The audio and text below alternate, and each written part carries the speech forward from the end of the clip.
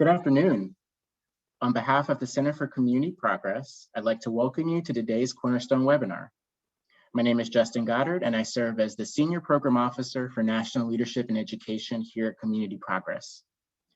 Cornerstone is our webinar series which equips participants with the building blocks to understand and solve tough challenges related to property vacancy, abandonment, and deterioration.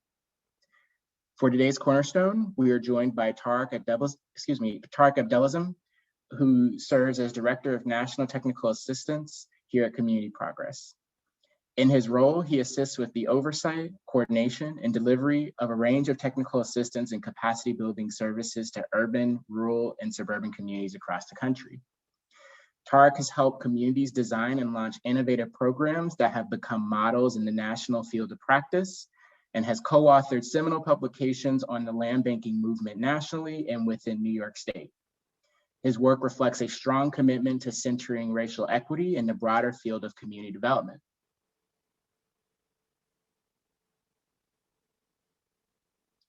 Before turning it over to Tariq, I want to mention that we will allow time at the end of the presentation to answer questions.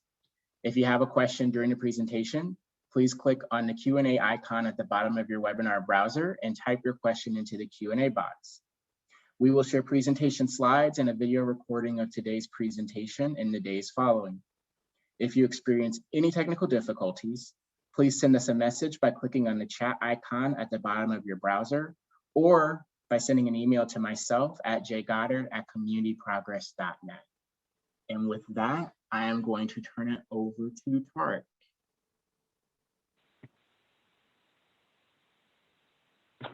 Thank you, Justin. As always, appreciate your excellence in organizing this Cornerstone webinar. It's great to be here with everybody. I am going to get us started here. So I typically am a walker talker when we do these presentations. So now that I am trapped at my seat, I have learned that all of that energy ends up going into wild gesticulation of my hands. So just bear with me as we get through this. It's great to be able to share space with everyone today, and appreciate you chiming in. As Justin said, the slide deck will be shared with all participants. There'll be a recording available on our website afterwards, and whatever questions we can't get to today, I will do my best to answer as many of them as possible with some follow-up, and that will also be included. So a quick presentation outline. This really is a session intended as an introduction to land banks. So for those seasoned land banks practitioners, I'm sorry if I might bore you a bit, but this really is kind of as an opening into the field of land bankings, and the content is designed as such. So we're going to spend some time establishing some common ground. We're going to do an overview of land banks. Really, what are they? What are their roles? Look at, through a national scan, kind of highlight some of the common mistakes and where there has been innovation in the field. And then moving forward, particularly in the context of COVID-19, the strong desire for racial equity and an equitable recovery. We'll talk a little bit about what we're doing to meet that moment in support of all of your work. So I think since many of you are here, you know about Center for Community Progress. We were founded in 2010. We are a national nonprofit that serves as the leading resource to help communities address vacant, abandoned, and deteriorated properties. I'm going to talk a little bit about our approach in the introduction slide. So I'll just say we're, a nimble but crafty crew of about 20 employees. We have some place-based dedicated staff and capacity in both the state of Michigan as well as the state of Georgia. And then the National Technical Assistance teams provide support through the rest of the country. We also do a lot of educational programming, and we have boosted our capacity in policy and research. So when we say establishing common ground, I'd like to just talk about the approach that Center for Community Progress takes in working with communities on addressing problem properties, right? If we have to be very sensitive to the history of fighting blight in our country, because that lived experience has often been traumatic and tragic to people of color. And so as we're talking about land banks as governmental entities that are going to come in and be dedicated to addressing blight, we really need to be thoughtful and mindful about how we approach this and acknowledge this history. You know, at the start of the 20th century, there's many efforts at the local levels to actually institutionalize segregation through race-based zoning ordinances. I think there has been a very robust conversation in the last few years about redlining and the impacts that that had in shaping the trajectory of so many of our neighborhoods and the disparities that we see therein. Right? Redlining was federal governments providing guidance to local appraisers and assessors, really in which they would go around and characterize neighborhoods as to their riskiness for mortgage products. With the government playing a far more role in insuring mortgages, they really wanted to basically limit their risk. And that resulted in many neighborhoods being deemed hazardous simply by the presence of Black folks and immigrants. And so that you could see on the map here is one of those red line maps. Those neighborhoods that were redlined were basically, those folks were denied access to traditional mortgage property or mortgage products, which meant not only then was there a lack of private investment in those neighborhoods, but public investment was also redirected to those neighborhoods that were blue and green.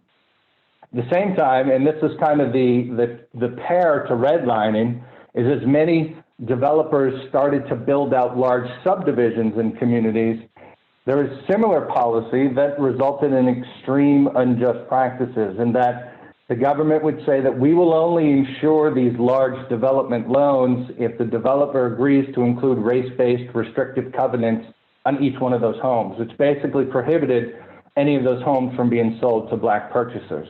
So those two policies by the federal government locked folks into ghettos that were then and going forward many decades denied investments, experienced concentration of poverty. But at the same time, that policy then denied them access to neighborhoods of opportunity that we would call now. And finally, urban renewal. We're very familiar with this. A lot of in our communities can point to neighborhoods that were decimated and that work disproportionately impacted Black homeowners and business owners across the country and literally created physical instruments of segregation. When we do our approach, it's a data-driven approach as well. And there's three buckets of data that we work with communities on. One, we really need to understand parcel data, right? If we can aggregate, analyze, map, and better understand the indicators of distress, communities are in a much better position not only to tackle the systemic vacancy, but also prevent and be proactive kind of with an early warning system. So these key indicators, delinquent property taxes, code violations, code liens, utility shutoffs. Usually we say if water's been shut off for 6 months or more, you can assume that that's vacant. And again, aggregating all these data points helps incredibly at the local level and in your strategies. At the same time, we want to understand the market data. Now, we know that many of those unjust housing, lending, and land use policies did shape the trajectory of our neighborhoods with great disparities between them. And so there are many communities that have hot neighborhoods, hot market neighborhoods right next to, struggling or weak housing market neighborhoods. And it's important to understand those market conditions because we don't want to apply some of our strategies universally across all the neighborhoods. An aggressive traditional code enforcement practice may work very well in a strong housing market. It could actually exacerbate vacancy and harm vulnerable homeowners in weak housing markets. So we work with communities to design strategies, but also tailor them to the local market conditions. And the third bucket of data, which is the most important, is social data. What it means is really centering residents who are most impacted by vacancy and abandonment, not just in the design of the solutions, but also in implementation. Community progress takes a systems-based approach to the challenges that communities face from vacant and abandoned properties. And the way I like to talk about this slide is that property owners generally have two primary responsibilities when it comes to their commitment to the public good, right? We are not just asset managers that exist in a vacuum inside a structure. We are neighbors. We are part of a block. We are part of the neighborhood fabric. And so two primary responsibilities that you have that the others on the block is one, keep up with your property repairs and keep up with your taxes. Now, we know that if somebody slips in either one of those responsibilities, It's not necessarily out of malfeasance or intentional neglect. It can very well be somebody living paycheck to paycheck that loses their job, that experiences financial hardship because of a sudden health crisis, right? So when we talk with communities about addressing this, it's so important that we make sure that there are equitable off-ramps of these systems, right? It's code enforcement and delinquent property tax enforcement are the two legal systems that we use in order to address and prevent vacancy and abandonment. And we just have to make sure that, again, there's equitable off-ramps. The goal always is compliance, right? The goal always is compliance. But where we do have vacant and abandoned properties or property owners that are clearly just being intentionally neglectful with resources, then we want to make sure that these systems work efficiently and effectively. In other words, these are the two pipelines by which a government has leverage in order to move vacant and abandoned properties that are harming the neighborhood through a process that we can then compel a transfer of ownership. Now, excuse me while I take a quick sip. There are many communities that want to talk about land banks, without really necessarily understanding that if these two legal pipelines aren't efficient and effective, then we're going to have a challenge of even building a portfolio of properties that the land bank can temporarily acquire and address. So it's really important. I'm seeing some Q&A, and I just want to make sure. Okay. And Justin, if I may, if there is a question that comes up clarifying just something that I said or something on the slide, please feel free to stop me. Otherwise, if there are broader questions, we'll wait to the end. So it's really important to understand the property tax enforcement systems and what are the options across the country, right? This is not an inconsequential point, because if we were to look at the entire inventory of land banks across this country, look at their portfolio, probably 85 to 90% of all the properties came through this property tax enforcement systems. There are many times in which once a land bank is created, all of the existing publicly owned properties are moved to the land bank. That's fine. But any additional properties, almost all of them come through this property tax enforcement system. Every state is different. We have to go in, understand the legal statutes, where there are barriers. Their systems are not always optimal. In fact, they're quite antiquated and challenging to actually move forward with land banks. But let's look at what happens with a delinquent tax lien. There are generally two options, and I have to be very broad here. Of course, there's incredible nuance in every state. But governments can do one of two things. They can either sell the debt. So maybe after a year has gone by and the tax bill hasn't been paid, the government can say, you know what, who wants to buy this debt, and go out to the private market and sell these at auction to investors. Basically, what the government gets in return is immediate cash flow, right? So if they have financial challenges, they need to keep the lights on at the park, pay for first responders, et cetera. They need that cash on a year-end basis. The problem is it transfers the incredible power of foreclosure over to a private investor. And so if we go back to that screen where we see that those pipelines basically don't exist in a community that sells tax liens. There can be few properties, but very few. Now, the other option is for the government to actually hold that debt for a year, 2 years, 3 years, again, depending on what the tax statutories and statutes and laws are in your state and what you're allowed at the local municipality. But generally, let's say they hold that debt for 2 to 3 years. Then they can actually pursue a foreclosure action through the courts, a judicial in rem foreclosure action.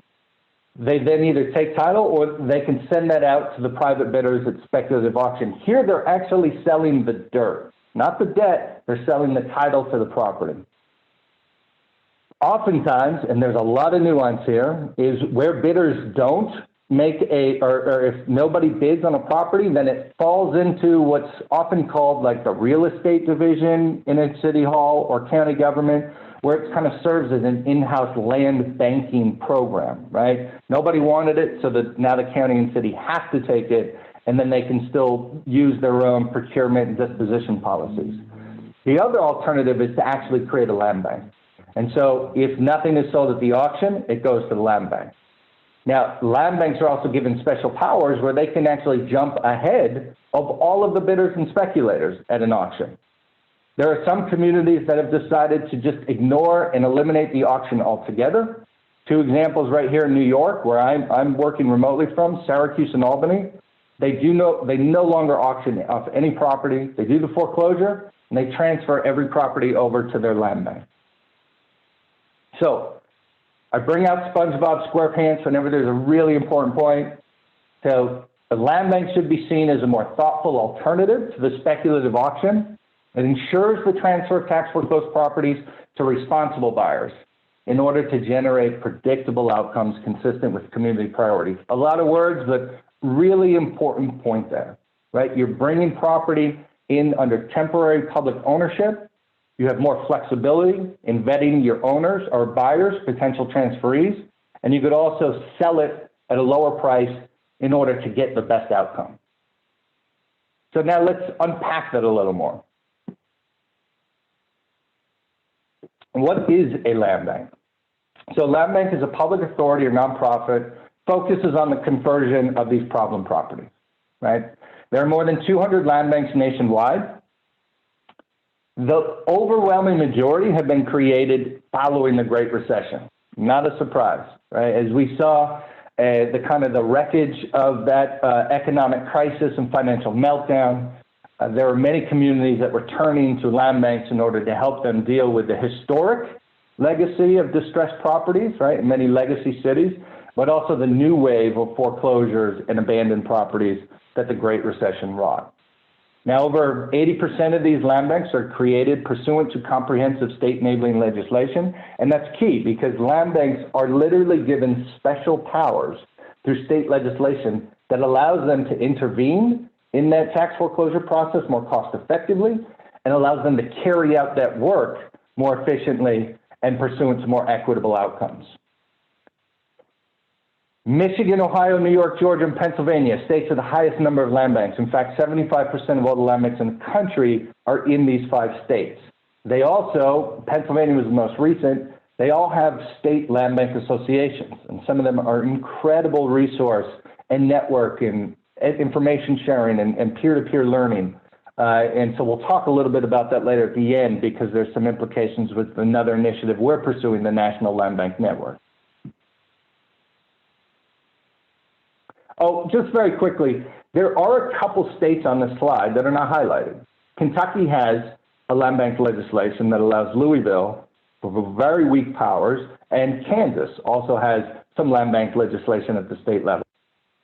We don't include all of them because sometimes the powers are so minimal and the land bank legislation does very little to help, again, intervene in that tax foreclosure process cost effectively, that sometimes we choose not to highlight them, but there are some other states that have very, very limiting land bank legislation.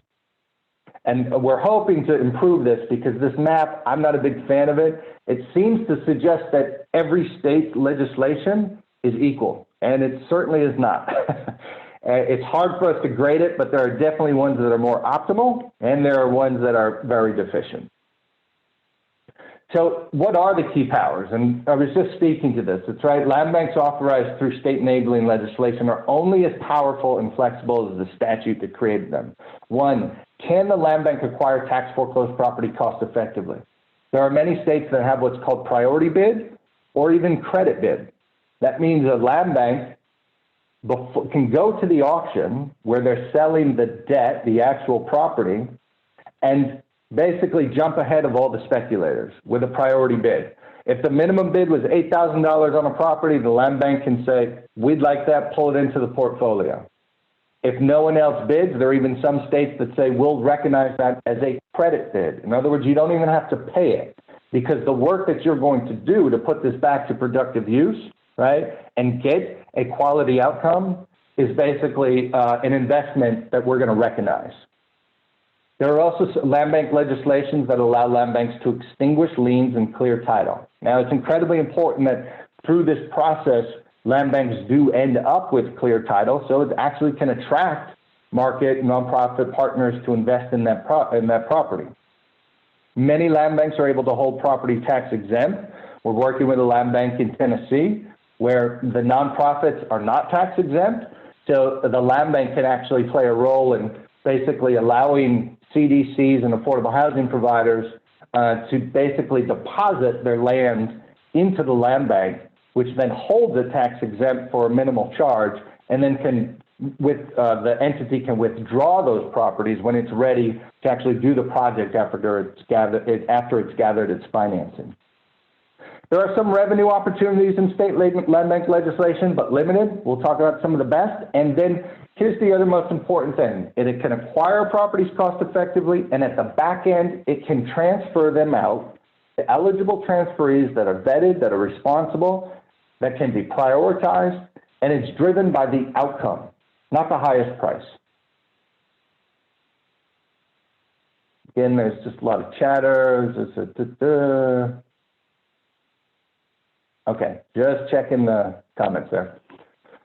So when is land bank the right tool, right? What we always work with communities first and say, what are you trying to solve, right? Do you understand what the problem, the inventory of problem properties truly is? In many cases, it can just be that a more proactive and strategic code enforcement can address some of your challenges. So it's really understanding, the proper conditions that a land bank can be very effective. Is there weak economic conditions? Is there systemic vacancy and poverty?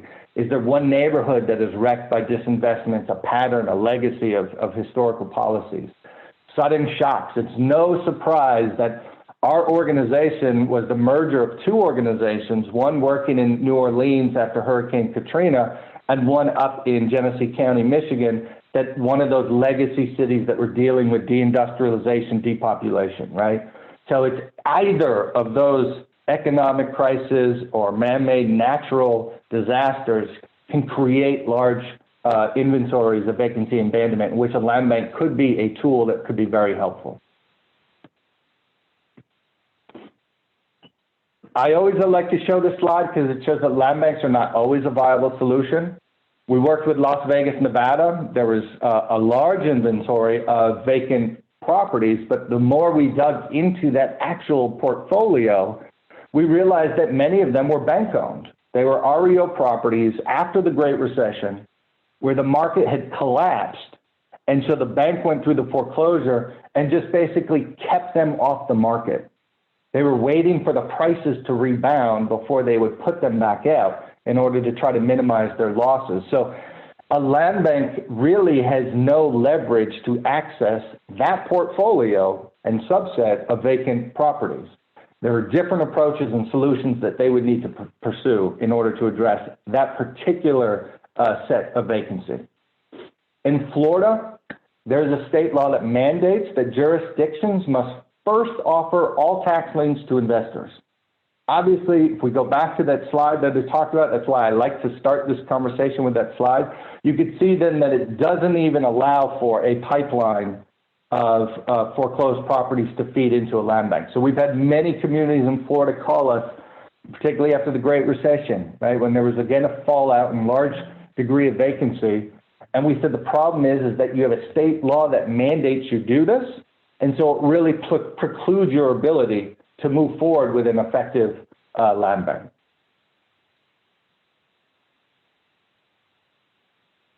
There are some key elements of effective land banks.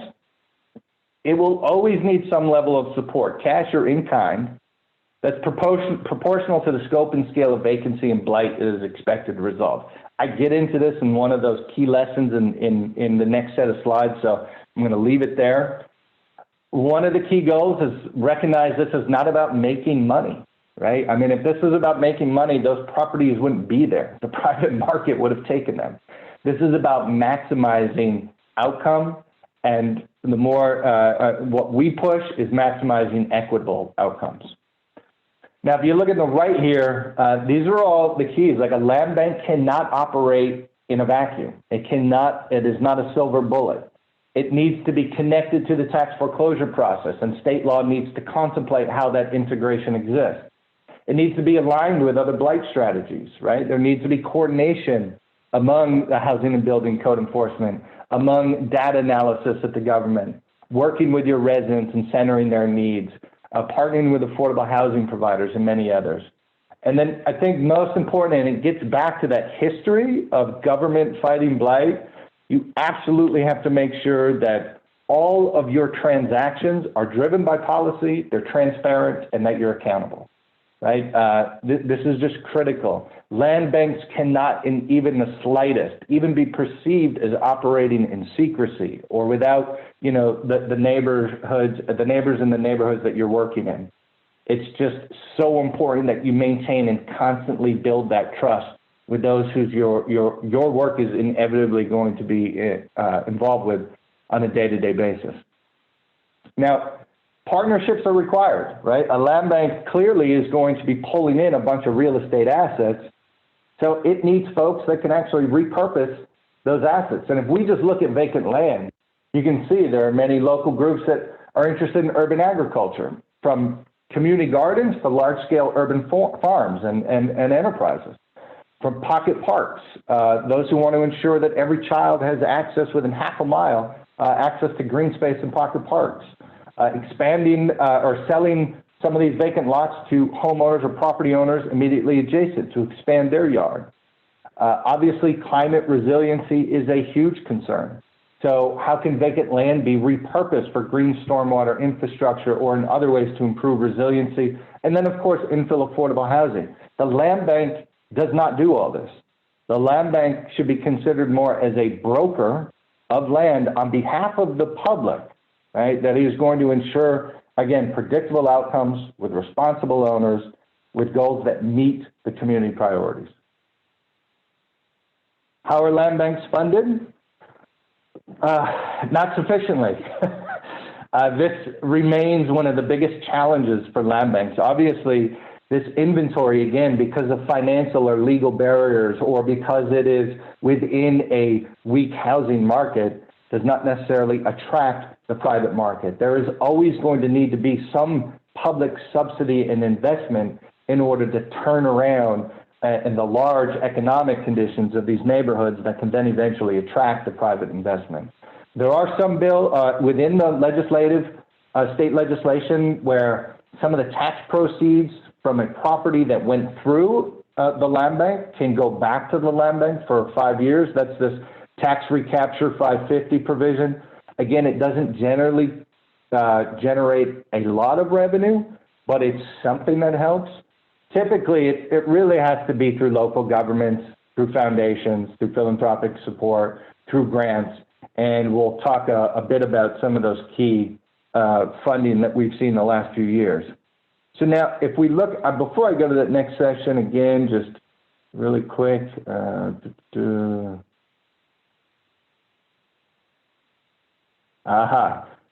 Folks, you're getting to some of the slides later, so that's good. I'm going to wait to answer those then. It's important. Let's just look at the largest inventories in the countries. These numbers were of 2019. Last year, we know, unprecedented, traumatic, tragic. We kind of had a pause with a lot of our conversations and engagements, giving folks grace and space to deal with the urgent priorities in their community. So sorry that this information is a little outdated, but given most places also had a pause on tax foreclosures, they're probably not too far off, but you can see it varies widely from 100,000 in Detroit land bank to 500, 1,000 in New York. I would also say that there are many land banks. The rest of them are just, while there might be a few more in the 500, 800, 300, the overwhelming majority are below 100. Some of them just have 3, 5, 10, 20. It really also depends on, again, the scope and scale of the blight that they're trying to solve, as well as their capacity and access to resources. Now, one of the reasons why you see such large numbers here is because some of these, particularly Michigan, Ohio, they had access to hardest hit funds, which was part of the Restore and Recovery Act. This is after the Great Recession. It's so far, and now we're talking American Rescue Plan, so sorry. But after the Great Recession, there was some money peeled off to go to hardest hit funds. It was primarily to help homeowners stay in their home, to help rewrite their mortgages, refinance them. But then it was also, demolition was made an eligible activity. And so Michigan, Ohio, and others carried out very large-scale demolition campaigns dealing with a long-standing inventory that they never thought they would be able to address for decades. And so that's why you see some of these large numbers, because they pulled those properties into their inventory after demolition. So one of the things that we like to do is just talk about what are some common mistakes, particularly when we get calls all the time from communities. We want to start a land bank, we want to start a land bank, and those that move forward. One is, make sure that you have a clear understanding of what the problem is you're trying to solve. Again, is it extensive? Is it something that can be dealt through other tools and systems? Or will a land bank actually be incredibly helpful in addressing these? So these get back to the data points that I was talking about earlier. You do not need a robust software platform that is going to aggregate all these data points. Now, there are some products out there that are helpful, but just pull folks together from different departments, share spreadsheets on a piece of paper. Some of this work can start in those conversations, just with interdepartmental communication and talking about which properties are causing the most harm. Now, there is a great example, Cuyahoga County Land Bank, where they're pulling together all of the different market data, parcel data, social data, and they actually use this then when they have this large inventory of tax foreclosures, 20, 30,000, whatever that may be across the county, and they can only move forward maybe 1,000 because of capacity. They use this system and have conversations with the land bank and other stakeholders as which 1,000 should we prioritize.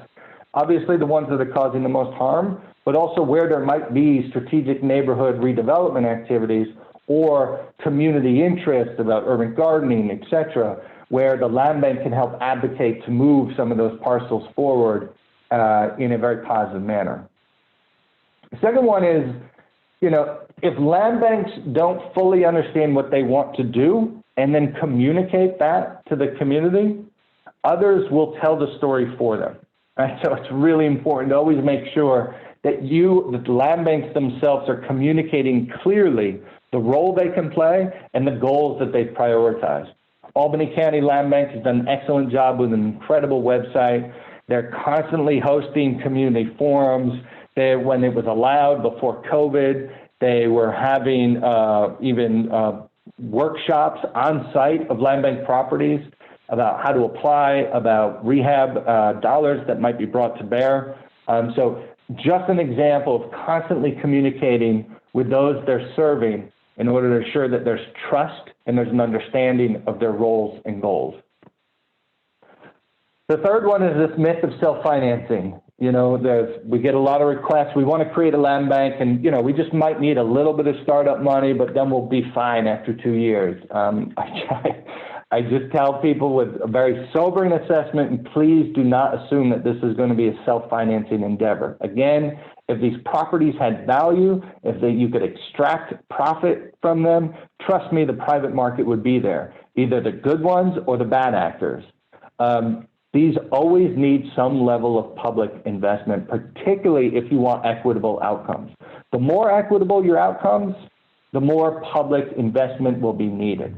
And equity has value, and it should be recognized as such. I'm going to jump to the next slide. One of the best solutions in the field is Ohio's statewide funding solution. It was included in their 2009 land bank enabling legislation with a lot of foresight, some great work by folks on the ground there in Ohio. And it basically allows them to commit 5% of delinquent fees and taxes to a dedicated fund that goes towards, a portion of which can go towards land banks. Now, land banks in Ohio can only be created at the county level because tax foreclosure and enforcement happens at the county level. So it makes sense that that's where land banks needing to be integrated into the tax foreclosure system are allowed to be created. And over 2/3 of those, I believe, have authorized or made the full commitment of 5% of DTAC. This is a large sum of money for some of these land banks. Cuyahoga County, again, they anticipate about $7 million annually from DTAC as they prepare their budgets. And I looked at 2019 and 2020, it was the same amount that they're budgeting. This is a huge sum. I know folks out there, if there are land bank practitioners, you were like, I wish I had access to $7 million annually. But that is also why we see some great innovation happening in Ohio from land banks, is because they're not having to chase the dollars. They can actually dream big, innovate, and chase creative partnerships. Hey, Todd, before you go forward, there was just a clarifying question from Patrick Anim about Ohio land banks. I think in particular, he was looking to see if there was a current list of land banks in Ohio or any information. I think Mary may have had the same question around Ohio land banks. Yeah, thank you, Justin. So the Western Reserve Land Conservancy has a program, the Thriving Communities Institute. Incredible. They are basically the hub of a lot of the land bank activity. They do have a running list of all the land banks. They have a land book playbook. I'd also call out that Ohio has a land bank association led, and I think if you would just Google Ohio Land Bank Association, you can get their website and they have additional resources there. So a common mistake, number 4, is just, again, it gets back to that, and I sound like a broken record, but I'm telling you, we've seen it in the field and it has caused problems. It's, again, recognizing that there is history, very sensitive history, that there's reasonable fears of folks, particularly people of color, where, unfortunately, not coincidentally, a large inventory of vacant and abandoned property typically exists in a community. You have to approach this with a lot of care. You have to be seen as a genuine partner and authentically engaging in that neighborhood. Otherwise, the fears that they have are incredibly legitimate and absolutely reasonable, and we need to repeat the mistakes of the past. One of the ways in which some land banks are doing that, there's community advisory boards, and I'll tell you, this is one of the harder aspects of land banking to do genuinely and authentically. But where we've seen some great progress is where Lucas County Land Bank, Syracuse Land Bank, they've actually dedicated resources toward a full-time staff. So they have a director of community engagement. They've lifted up as worthy of that kind of investment, serves as a great liaison to all the neighborhoods, and is just a great way to show that commitment to partnerships with residents. Again, don't go it alone. You have to put these structures back out there, or there's vacant land. You need partners in order to do that. So very quickly, some very neat examples that we've shown over the years. Macon-Bibb County Land Bank, over probably 12, 13 years, this partnership in a historically African-American neighborhood. It also had a lot of historic buildings in it, is experiencing disinvestment, and they used a public housing investment as kind of the catalyst for a deep and diverse coalition focusing on this neighborhood, where even the institutional anchors played a role with providing home ownership grants to all the employees, the lower income employees at the hospital, at the university, where they could be a part of that neighborhood and rebuild that fabric. The results have been great. It did not result in displacement. There was inclusive practices thought in proactively. And so it was just a great way of kind of also that we need patience and persistence and partnerships, right? I mean, that's how this work is done. Again, one of our innovators in the field, just because they have done some great work with housing partnerships, they recognize that a lot of nonprofits in the area serve folks in need, but where housing was also an issue. And so we're having kind of a housing first, right, approach. It is how can they work with some of these nonprofits, ensure that the clients they're serving have stable housing, which can only then improve the work that they're doing to support them in their lives. So they've worked with nonprofits for women in crisis, domestic violence victims, women who are justice involved and transitioning from incarceration, for veterans, for refugees. Just a great partnership recognizing that the land bank is broker of massive inventory of assets, and there are nonprofits serving a large population of people in need, and connecting those two certainly is resulting in improved lives and more equitable outcomes. In Huntington Land Bank, a great partnership with a local nonprofit that was working again with justice-involved individuals returning from prison.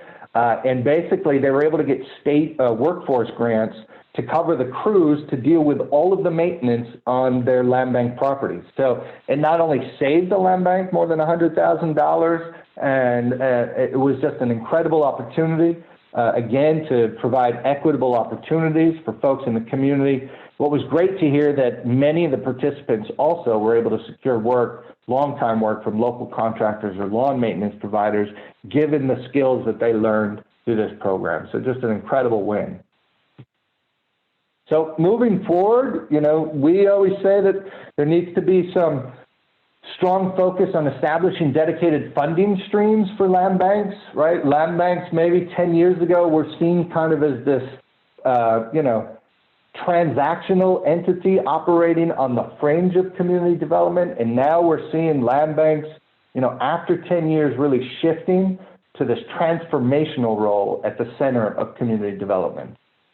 We see a lot of opportunities with land banks and community land trusts, supporting inclusive communities.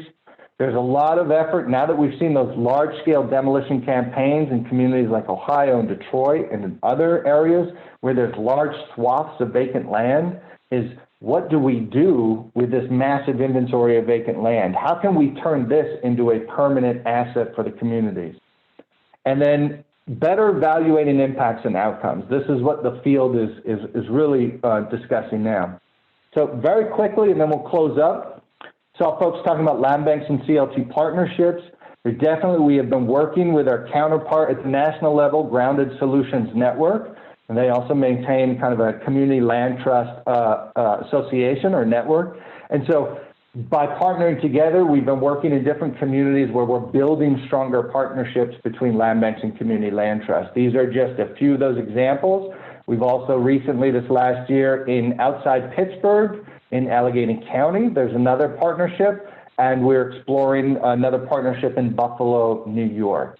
So the key here for me is that, you know, again, equitable outcome, it has value in and of itself. We can't keep saying we want to, you know, address racial equity, that we want to truly deal with the disparities in wealth and opportunities if we're not willing to invest in that. So what is community progress doing to meet this moment? Quite a bit. We have been, for the last almost year and a half, we've been working on the National Land Bank Network. We're so excited to announce the executive director, Brian Larkin, who was brought on at the start of the year, just doing an incredible amount of work. This really is an effort to, one, connect existing land banks, to allow for peer-to-peer learning, to provide technical support, but it's also to help tell our story, to amplify the narrative and the importance of land banks and the incredible work that they're doing on the ground, and also to build power, to advocate in Washington, D.C. for federal legislation that will continue to support this movement. Same time, we just launched last month, my shop, the Land Bank Incubator Scholarship Program. So this is really to help new land banks or states that do not have existing land bank legislation that want to pursue new state enabling legislation. So feel free to go to the website there, check out whether you're eligible. This scholarship would provide free technical assistance to those applicants that we deem are really highly competitive and show promise of success. And the application process is a rolling application. So feel free, if you are interested, to pursue that once you start building a strong local commitment towards those goals. We're also communicating opportunities. You know, we recently posted about all of the federal aid that is coming to all 19,000 unit governments across this country. This is separate and apart from all of the other buckets of funds as part of the American Rescue Plan. But there are dedicated awards going to each municipality. We've been working with land banks across the country to start to encourage them to be part of those conversations, because just as we saw with the Great Recession, there was obviously immediate needs to stabilize and secure folks. Just as with this pandemic, there's absolutely immediate and urgent needs to help tenants, landlords, workers, small businesses, employers, right? But there's also going to be that fallout of properties that come in year 2 and year 3. And the land banks can play a critical role, but there should be a portion of this federal aid granted to local municipalities that contemplates that eventual inventory of properties that are going to slip through and become a problem and a nuisance for your neighbors and neighborhoods. We're also advocating for the field. Been working our policy team, our policy director, team of one, Rob Finn's been doing some great work with many of our congressional partners. And the Restoring Communities Left Behind Act is an incredible legislation introduced by Congresswoman Capter and Tlaib, and certainly encourage you to check that out and possibly even encourage your local folks to sign on or get your federal folks to sign on, because this would drive dedicated funding to land banks, to community land trust, right, and to other nonprofit groups that are working in some of the most disinvested neighborhoods. We have a whole slew of publications available on our website, and we encourage you to sign up to our e-newsletter so you can stay informed about all of this work and exciting opportunities and resources. So I will finish with a little challenge to the field. We are living in communities that we know have high disparities between neighborhoods, and that is often defined by race, right? The legacy of redlining and Jim Crow laws and segregation is real, and it harms our communities. We also have systemic poverty. In many cases, the issue is not necessarily vacancy and abandonment, but it's just poverty, and that there is no money for property repairs, right? So we have to recognize that this is a top crisis that we're trying to solve as well. Housing justice has become part of the national conversation like we have never seen in decades. It is awesome to see that, but it just goes to show how serious of a crisis this is in our communities. If it's not substandard rental properties, right, in weak housing markets or vacant and abandoned properties, it's housing affordability crises in some of our stronger cities. Every community is dealing with housing crisis. And then finally, climate change, right? There are so many communities that are experiencing the threats and vulnerabilities of the impacts of climate change, and they are going to impact our neighborhoods.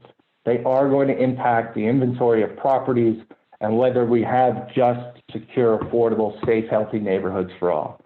What is the connection? Land is one of them. We need to start, governments need to start seeing land, in my opinion, as another infrastructure asset. Just as they worry about roads and sewers and waters, sewer and water lines and bridges, land is a powerful asset that we have too often just immediately not wanted any control over. Throw it out to the private market. There is an opportunity here, particularly in neighborhoods that are disinvested, to bring that land under public ownership, temporary stewardship, and to work with partners in the field so that we could produce more equitable outcomes and address many of these overlying crises that impact and harm our residents, particularly people of color. So with that, I am going to do my best at trying to go through what seems to be about 30 different questions in chat. So excuse me, I'm just going to go off video I'm going to stop sharing. Go off video just for 1 minute and I'll come right back.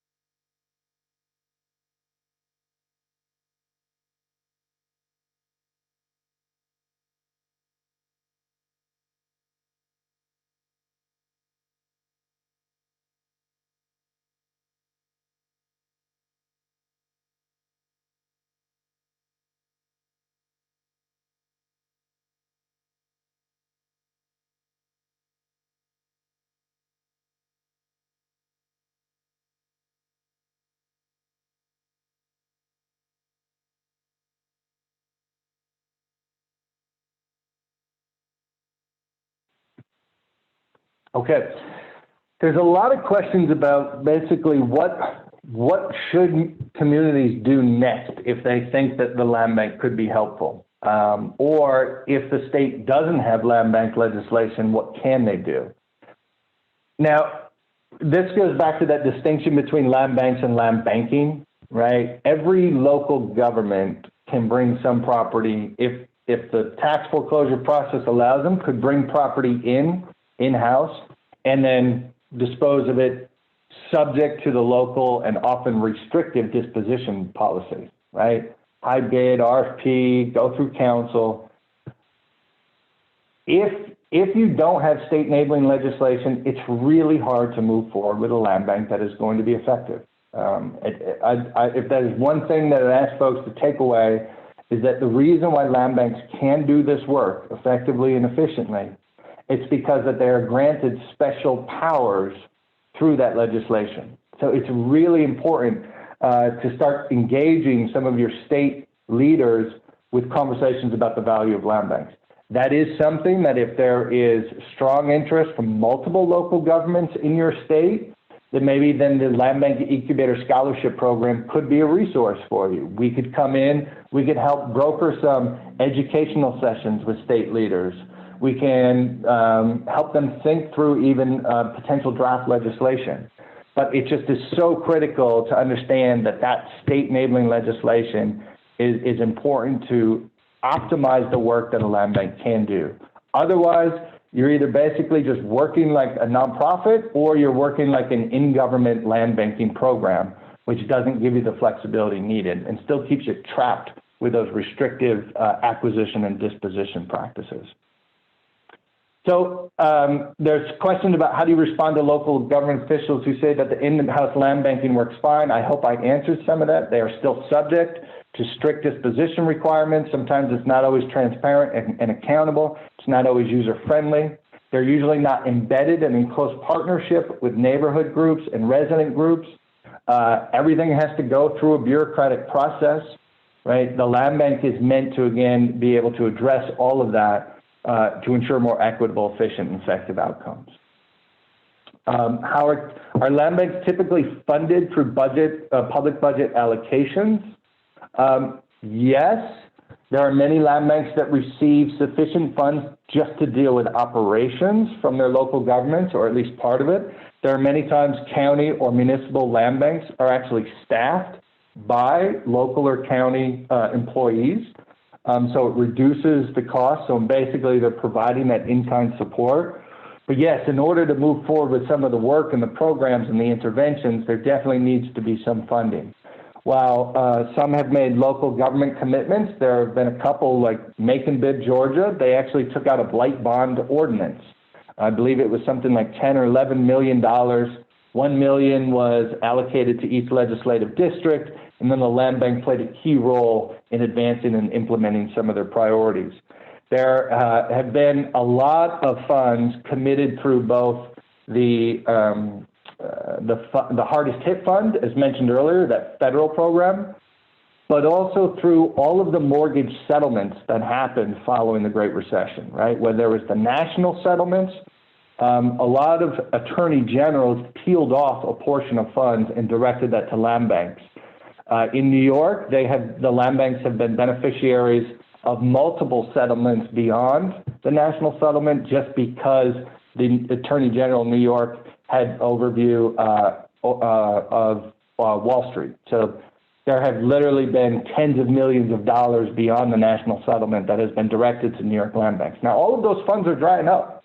Right? I mean, this is why it's so important that we are playing that advocacy role at the federal level, hoping to open up some funding either through the Restoring Communities Left Behind Act. There's a National Land Bank Network Act. There's a new tax credit, the National Homes Investment Act, that would, similar to low-income housing tax credit that produces affordable rentals. This would be dedicated exclusively for those properties that land banks typically deal with, the 1 to 3 unit family rentals, where they're trying to rehab these in weak housing market. They need to put 150,000 in, and it will only sell for 100,000 or even less. Well, that tax credit would cover that gap. So this could be an incredibly powerful financing tool for land banks in the future if that federal bill gains traction. So it's 12:57. So Justin, how are we doing? One more, or should we tie it up? I think you got time for one more. Okay. are land banks that have targeted bank-owned properties. Yes, there have been some that, following the Great Recession, that basically made some excellent partnerships with local banks, and they were able to take some of the properties as well, and some of those properties came with cash dollars. Most of that work by the financial institutions was driven, or their sense of collaboration was driven by the fact that they had to meet certain financial commitments as part of the settlement. So they were kind of strong-armed, I think, to that partnership. I do not want to take anything away from the land banks that have been able to broker those conversations, but I think we might see that where it was common 2016, 17, 18, we've seen that narrow. It still happens, but it's just been narrowing. Who knows what's going to happen, though, again, with COVID and the fallout. We know there are many homeowners behind in forbearance. We know that there are many landlords. We know that there are many commercial properties that we didn't see in the Great Recession that are likely going to fall through and slip into foreclosure. That's why, again, we're just encouraging all the land banks and local leaders to recognize that this one-time infusion of federal aid that you can use for 3 to 4 years, and there's more details on that on our website, think about those long-term challenges that you're going to experience from problem properties and your neighbors, and make sure you have the resources to mitigate those harms in the future. So I want to thank everyone for being here. Stay healthy and hopeful. And if you have additional questions, feel free to reach out to me directly via email. You will be getting the slide deck. You will be getting a recording link available. And so thank you for your time, and everybody be well. All right, I first just want to say a big thank you to Tarek for an excellent presentation. And I also want to thank all of you for joining us this afternoon. It's our hope that you will join us on April 22nd for the next Cornerstone webinar. That webinar will be focused on prioritizing repair support for financially struggling property owners, which is shaping up to be a great presentation. As always, please visit our website for more information on this and other upcoming webinars, and I hope that you all have a great afternoon.